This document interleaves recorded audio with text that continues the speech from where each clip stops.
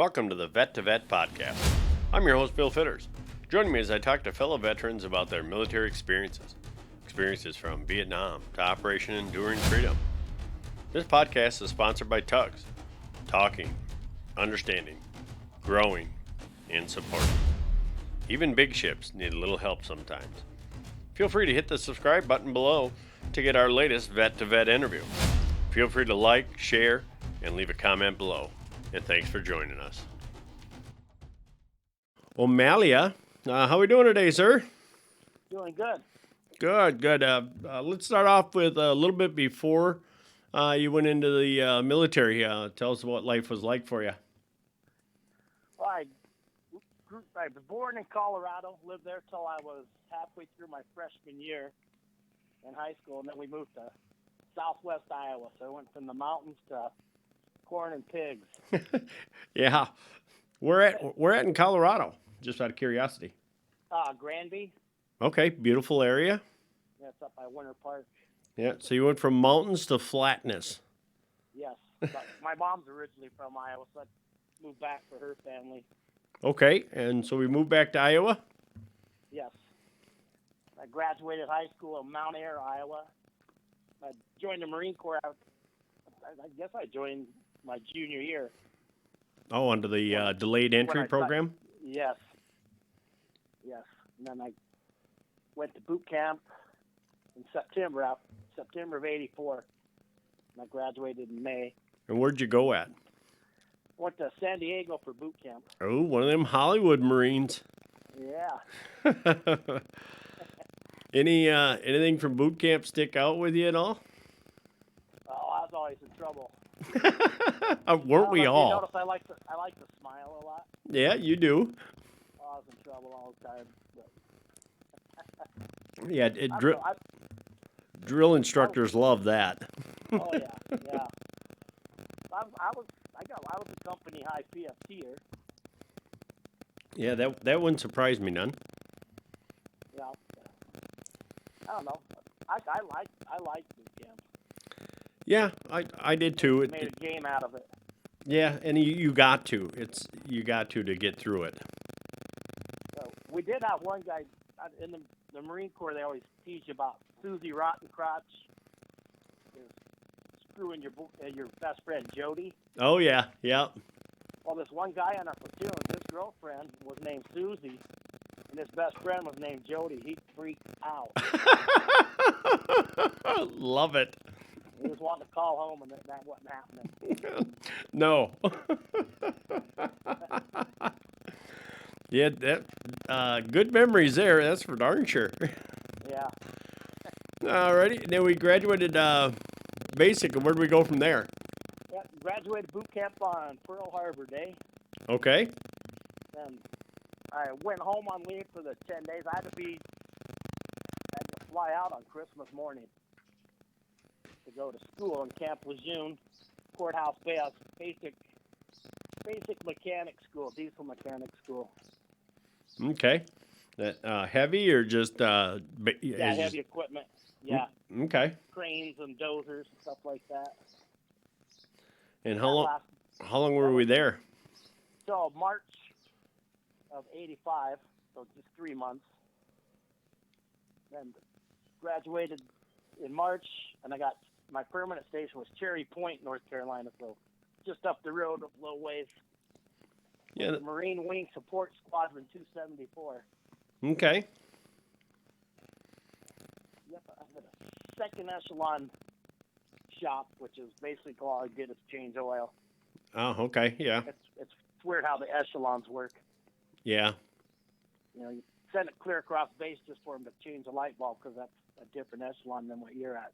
It makes sense to me, but I was there for 2.5 years in Cherry Point, and we went to what was it, Alpine Warrior was called. We were going to go over to Norway, but before we went to Norway, we went to Fort McCoy here in Wisconsin for winter survival training. Okay. And that's when I got promoted to corporal. I was a lance corporal, but they were learning how to ski that day.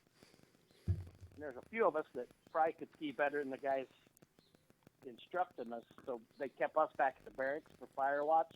Oh, yeah. We had a gunnery sergeant come in and said, I need a volunteer. You're not supposed to volunteer, but I'm like, screw it. I'm bored. Yeah, right here. He goes, all right, congratulations, Corporal. Oh, nice. They had a quota for so many NCOs, and I ended up getting Corporal. Nice. Yeah. And then we went to Norway. That was fun. I got in a little trouble over there. Where'd you guys go in Norway? What's that? Where'd you guys go in Norway? I can't remember the name of the base. Can't remember.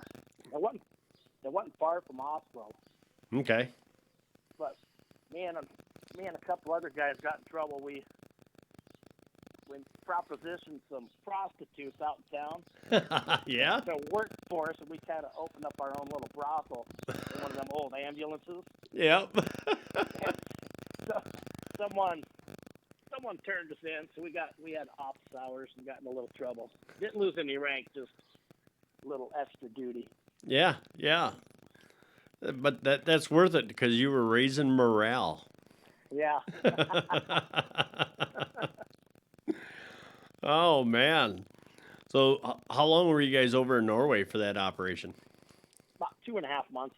Yeah. It was weird. Did you guys fly over or take a Navy ship? No, we flew over. Okay.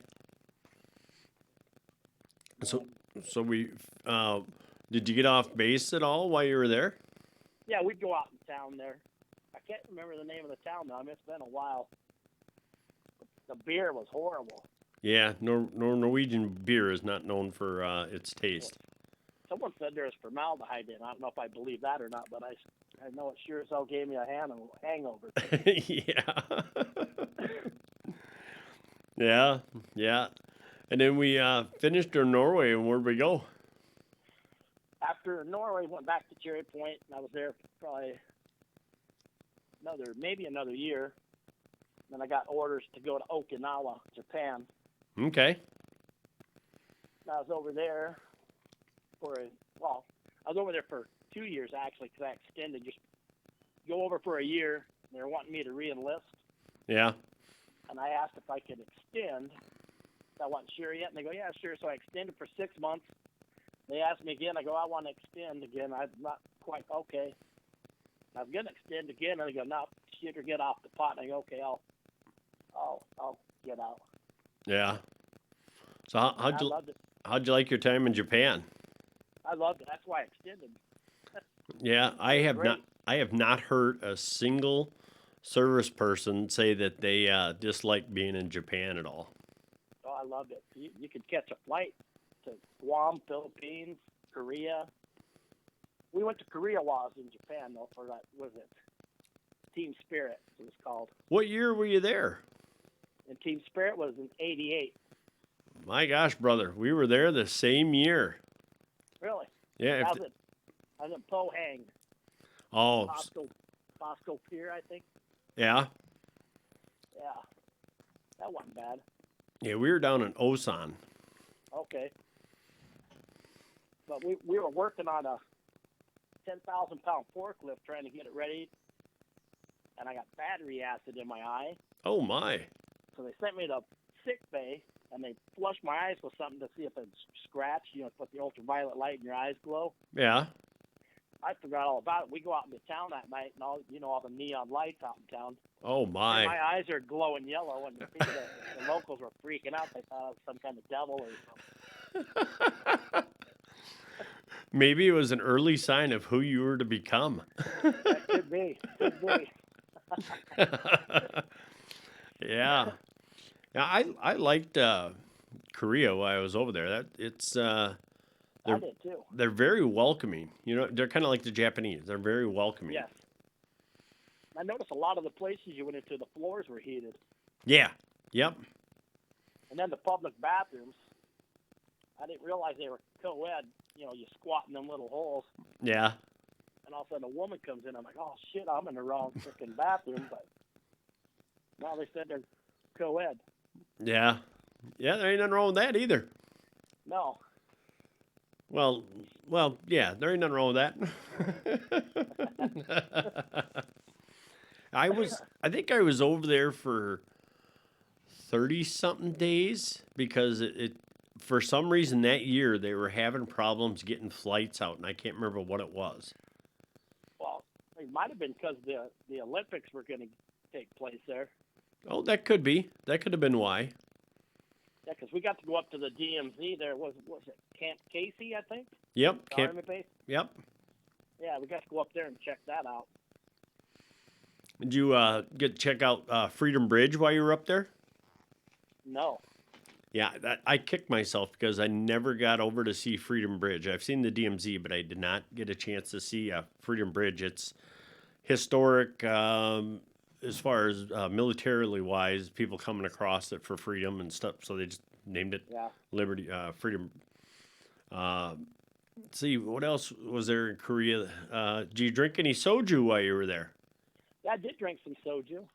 Now that's got formaldehyde in it. Yeah, I didn't mind it. I actually brought some home with me. Yeah. That's some good. That's some good stuff. The beer was a OB beer, Oriental Brewery. That was pretty good. I can't remember what we had down by us. We were in the very southern section there. Yeah, we did take a ship over there though. Did you really? Okinawa. How long did it take you? Like 2 weeks we're on that ship. Oh my! It's pretty cool though. You know, someone told me to make sure I get the top bunk. Yeah. Get thrown up on, so I made sure and did that. But we're out on deck one time, and this Russian helicopter come flying, and it hovered there, and all the Navy guys are flipping him off. And then pretty soon some of our guys came and chased him off. They say that happens all the time. Yeah. Cat and mouse game between the Russians and us. Yeah, during the Cold War, there was a lot of cat and mouse going on. Well, we were freaking out because we weren't, the Navy guys are normal to them. It happens all the time. Us Marines were like, what in the fuck's going on? Right? Yeah. But the first night we pulled into port there, only a few of us were allowed off the ship because you had to go through the proper procedure. Salute the ensign, salute the officer of deck and ask permission. Yeah. Well, some of the guys, they were just trying to leave, and the officer of the deck wasn't allowing it. Fucking with us Marines. Oh, yeah. It was fun. Yeah. But I made it off. Did you get anything to eat offside of base there? Oh, yeah. I get some of the ramen and stuff. Yeah, a little bit different than Japanese as far as the flavor goes. Yeah. I think the Korean was a little bit more spice, where I think the Japanese was a little bit more, I don't know, kind of like soy. Yeah, and I love the kimchi. Yeah. Yeah. Ain't nothing wrong with Oriental food, that's for sure. No, I don't mind it at all. So, so did you guys take a ship back then, or? No, we flew back. Oh, neat. Yeah, what was I on, the USS Incheon? Incheon. Yeah, it was a frigate, I think. Yeah. Yeah. Yeah, we flew back on a C-130. Yep, that'll hold quite a few. Yeah. Yeah, it was weird though. You like sitting facing each other in the strange, sitting on a cargo net. Yeah. I got quite a few naps sleeping on cargo in my day. And we didn't get any complimentary peanuts either. No, not much of an in-flight meal. Yeah. So we get back to Japan, and how long were we there before we PCS'd out? Well, got back from there, and then that's when, probably 2 months later is when I extended the first time. And I didn't go on any other exercises. I PTS'd out in December of '89. or no, December of '88. But I got out in January 3rd of '89. Okay. Were you in that ready? Did they put you in that ready reserve program afterwards? Yeah, for the 2 years inactive, Yeah. and that was out of Kansas City. I never had to go anywhere. Oh, lucky you. Mine was in Madison. Oh, was it? Yeah. Mine was in Kansas City, so. I got called up and had to go in there on a regular basis. No, I just had to call the one time and report that and they say, okay, if we need you, get a hold of you. And no one ever called me. Yeah. And my brother played a trick on me about, when was that? 2005 or something, when the Gulf War was going pretty good, and they were starting to call guys back that had been out for a while. Yeah. My brother works at an Air Force base in Alabama. It's like a flight school, so he's got access to all the letterheads. Yeah. Him and a major thought it'd be fun to play a joke on me. They sent me an official looking letter saying I had to report call this number. So I called the number and it went right to this major, and she said, "Oh, yep, you reported." My wife at the time was pregnant. Oh my. She's freaking out. Well, then I tell my mom, she's freaking out. My sister's freaking. And then my brother that played a joke on me called my mom, and she goes, "Oh, they're sending Michael to war." Nah. He goes, "Oh, I'm just joking." He goes, "I sent him, Mom." Well, my mom can't keep a secret. She told me. So I joked him. She's an Iowa County judge now. Ah, okay. She got in with me, and we sent him a letter saying he's in trouble for falsifying government documents. So the joke was on him in the end. Yeah. Did you ever think about going back in after you got out? I wish I would have stayed in at the time, but nah. Yeah, I think we all have that feeling, especially now when you and I are about the same age. We look back, we'd be retired. Yeah, we've been retired for almost 20 years. Yeah, 15 at least. Yeah, because it's been right around 38 or so. We'd have been able to pull the plug. Right. Oh my.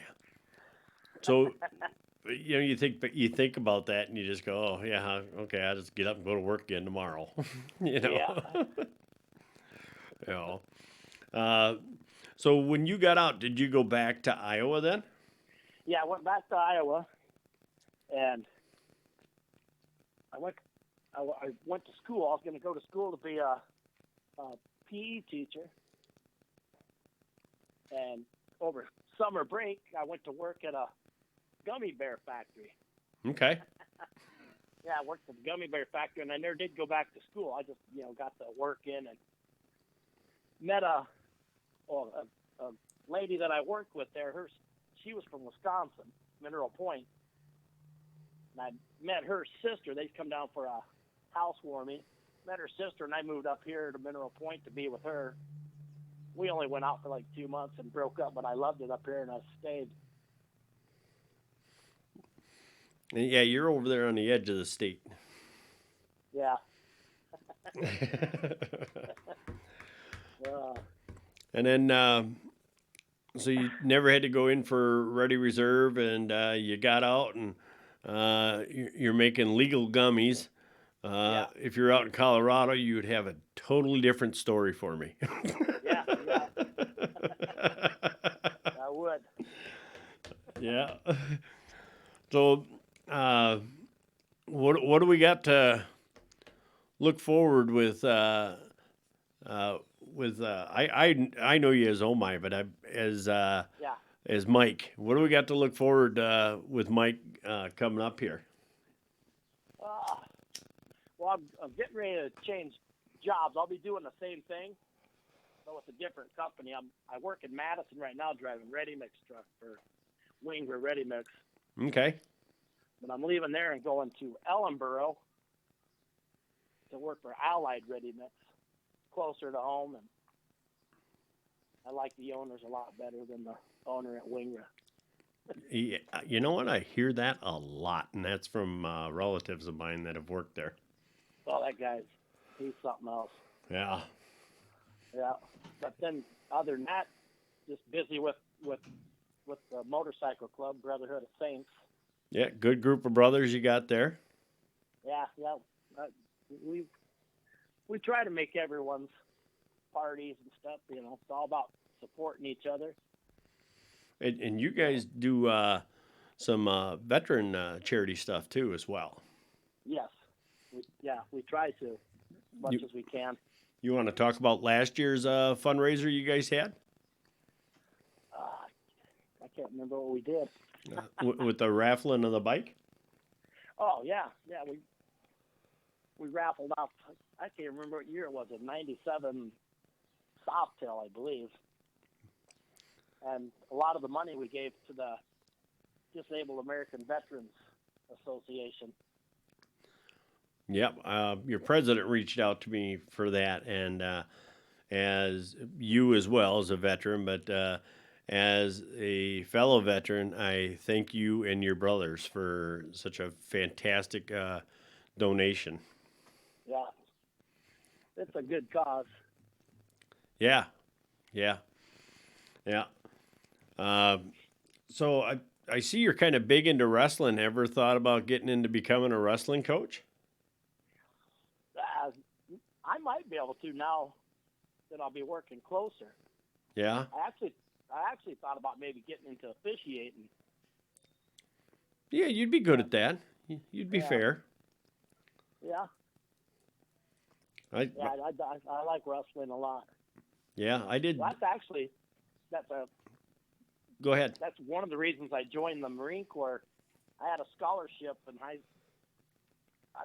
had a scholarship to go to Iowa State and wrestle, but I busted my wrist my senior year, and they took the scholarship away. Iowa State did and said, "Well, you can walk on."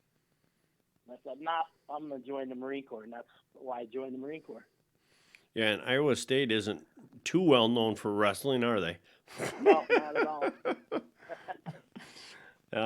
For anybody who doesn't get that, they are very well known. Them and the University of Iowa, Yeah.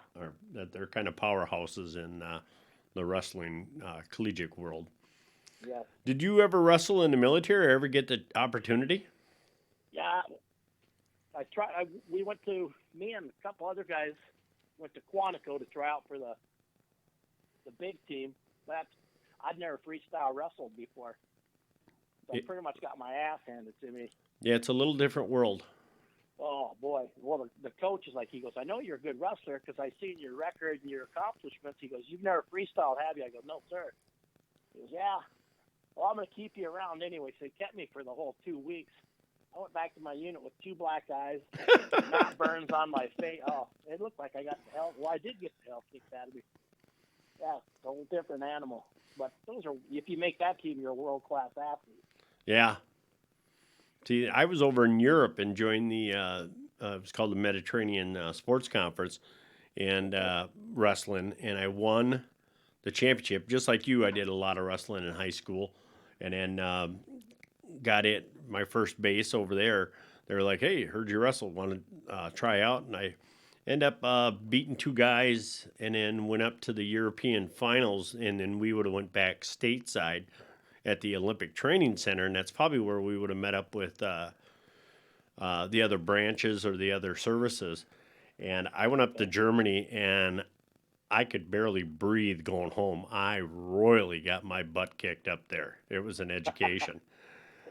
Some army guy bruised some ribs, and oh my goodness, I could barely breathe. But I can honestly say that's the best shape that I think I've ever been in my life. Oh, yeah. You know, because they worked us to death. We were doing a lot of running, a lot of weight drop. I think I had to drop 20 pounds to wrestle in my weight class. Of course, a lot of that was alcohol. Yeah. You know. Oh, boy. Yeah. Anything else you'd like to add today? Nothing I can think of. All righty. Well, any advice out there for any veterans or that are freshly getting out or thinking about getting out, or young gentlemen and ladies that are thinking about joining? I'd say for people just getting out to check in with the VA. I mean, they have a lot to offer, and you earned it. You might as well use it. Absolutely. Yeah. Saved my life twice, so I'm right there with you, brother. Yeah. I don't know. People getting ready to go in. Yeah. I don't know what to tell them. Tell them, thank you for your service when they make it. Yeah. Yeah, and I always tell them, it's just a mind game. The best way to go into personal. Yep, and go into it like you're in a canoe without a paddle, and just let the boat take you where you got to take. Don't try to go. Don't try to steer it. Yep, don't try to control anything. Just go with the flow, and you'll be just fine. Right.